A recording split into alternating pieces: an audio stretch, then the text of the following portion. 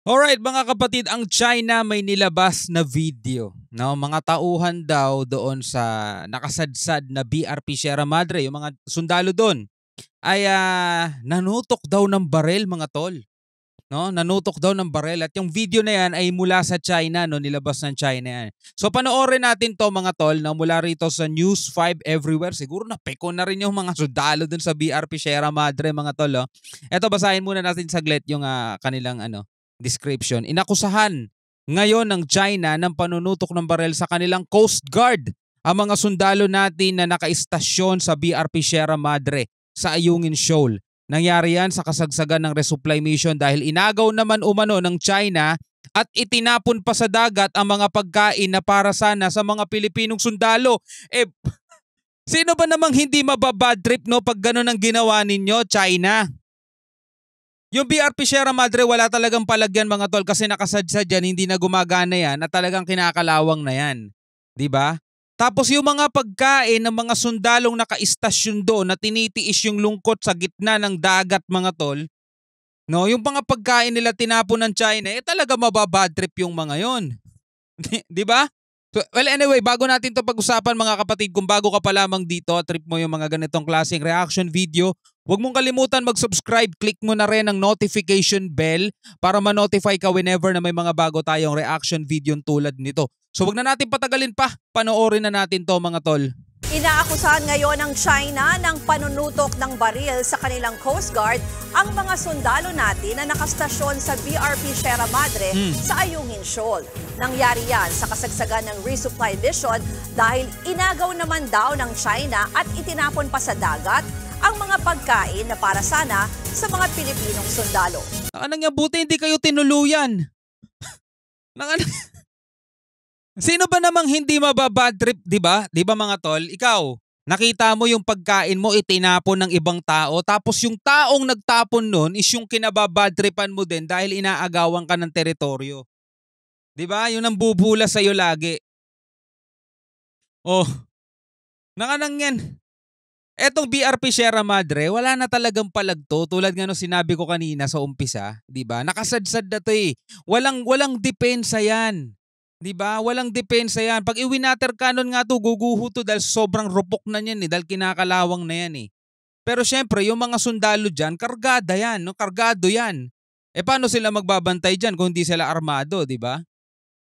Tapos yung pagkain nila, nakakainin nila habang nag-i-stay sila dyan dahil binabantayan nila yan para sa Pilipinas at hindi maagaw ng China. Tinapon sa dagat. Nasa frontline ng balitang yan, si Rainiel Pawit. Isang bagong video ngayon ang pinapakalat ng China para akusahan ang panunutok ng baril ang mga sundalong Pilipino na nakaistasyon sa BRP Sierra Madre. Parang hindi naman nakatutok parang may tumuturo lang eh. Ng Philippine Navy sa Ayungin Shoal.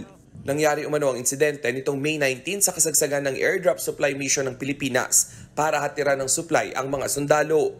Base sa video na inilabas ng Chinese state broadcaster na CCTV, pinapalabas nitong nanutok raw ng baril ang dalawang armadong sundalo ng Pilipinas na nasa deck ng barko nang lapitan sila ng nagpapatrolyang mga tauhan ng China Coast Guard. Kita nyo, dapat nga hindi kayo lumalapit dyan. Wala kayong karapatan dyan. Dapat trespassing na kayo dyan eh. Di ba? Bagamat hindi na pinakita sa video, lumabas din sa ilang ulat na inagaw umano ng China ang hinulog na supply sa barko saka itinapon ang mga pagkain sa dagat. Hinarang din umano ng China Coast Guard ang medical evacuation sa isang sundalong may sakit. Oh, kita mo?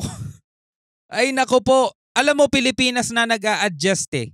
Di ba dati pag nagkakaroon tayo ng resupply mission dito, gumagamit tayo ng mga inarkilang barko, yung Hunay sa May 1, May 1, May 2, May 3, May 4, mga ganun, di ba? Kaso ang ginagawa ng China, hinahabol, hinaharang, binabanggaw, water cannon. So Pilipinas na nag-adjust, airdrop na lang para wala nang girian sa dagat. Kaso etong mga Chinong to, gumagawa pa rin talaga ng ikakagalit ng Pilipinas, di ba? Ikaw ba naman yung mga bagay na ginagawa, buti nga talaga. Kung nanutok man yung mga tauhan ng PCG, buti nanutok lang o ng AFP natin dito sa BRP Sierra Madre. Buti nanutok lang, kumbaga parang warning lang yan sa inyo. Hinarang din umano ng China Coast Guard ang medical evacuation sa isang sundalong may sakit. Oh. Sinusubukan pang kunan ng pahayag ng News 5 ang Philippine Navy, Philippine Coast Guard at iba pang ahensya ng gobyerno tungkol dito. Pero kung 2016 arbitral ruling ang pagbabasehan, malinaw na illegal ang pagpapatrolya ng China sa Ayungin Shoal na pasok sa exclusive economic zone ng Pilipinas. Tama. Ilang beses nang nagbanggaan ang mga barko ng China at Philippine Coast Guard sa bahaging yan ng West Philippine Sea. No, tignan nyo, oh. Kapag Coast Guard ang naghahatid ng pagkain, mga tol, at saka yung Navy natin, di ba may mga maliliit tayong bangka, wina-water cannon nila yon. Supposedly, dapat nga tayo gumagawa nun sa kanila pero mabait lang talaga Pilipinas eh. Kita nyo sa Japan, wina-water cannon sila eh. Dapat nga tayo nagwa-water cannon sa kanila pero hindi natin ginagawa eh. Pero ibang usapan na yan. Diba? Airdrop na nga yung ginagawa para wala nang girian sa dagat tapos kukunin yung mga pagkain, itatapon sa dagat. Di ba bastusan yun harapan mga tol, pagkain mo kukunin tapos itatapon sa harap mo? Bastusan yun. Di ba? Tapos may sundalong may sakit doon. Alam nyo mga tol, yung kalagayan ng mga sundalo doon sa BRP Sierra Madre, hindi biro yun. Hindi ko nga alam, hindi nga natin alam kung may signal ba doon eh. Para sana kahit papano meron silang libangan eh. Pero siguro meron naman dong Starlink na, no? Nilagyan na sila ng Starlink doon o kung ano man ang pwede nilang gawin doon para may libangan sila. Kaya nga nagkakaroon ng rotation yung mga sundalo doon kasi mababaliw daw sila doon dahil biruin mo, nandudong ka lang sa 4 na sulok ng barko, wala kang ibang pupuntahan doon, di ba? Araw-gabi nandudong ka lang. Di ba? Napakalayo mo sa ingay ng syudad, napakalayo mo. Ang tanging maririnig mo lang, mga agos ng tubig lang, di ba? Tapos yung pagkain mo, kukunin sa harap mo, tapos itatapon sa dagat. Mababadrip ka talaga noon, mga tol. Di ba? Anong nirereklamo ng China? Binastos naman pala nila. Pero ayon sa China, malapit na raw silang mapuno. Nako! Yan ang babala ng Defense Minister nila sa pagdalo nito sa Security. Yan na naman sila no? Yung mga bantaan nilang ganyan nakakasawa na rin yung mga ganyan pananalitaan nila Malapit nang mapuno, kala mo talaga sila yan nasa tama no? Pilipinas malapit na rin mapuno sa pinaggagawa ninyo.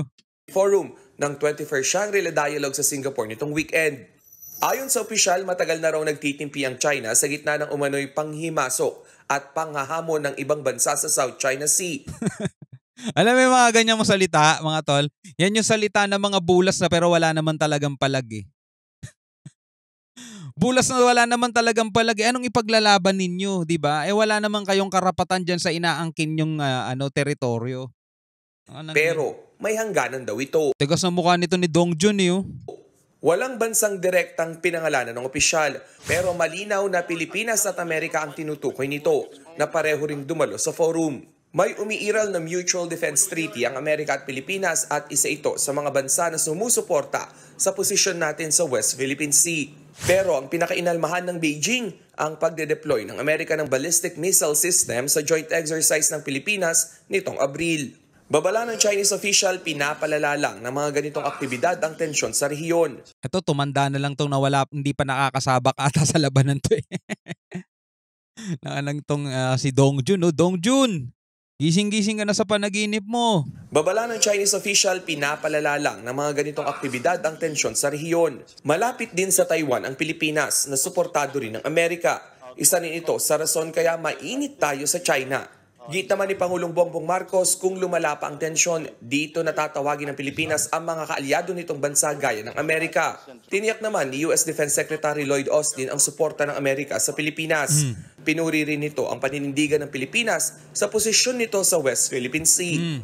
The harassment that the yung pahayag nga ni President Marcos doon sa Shangri-La Dialogue, pinuri nga yan ng napakaraming nasyon ng bansa Kasi alam naman nilang Pilipinas ang nasa tama.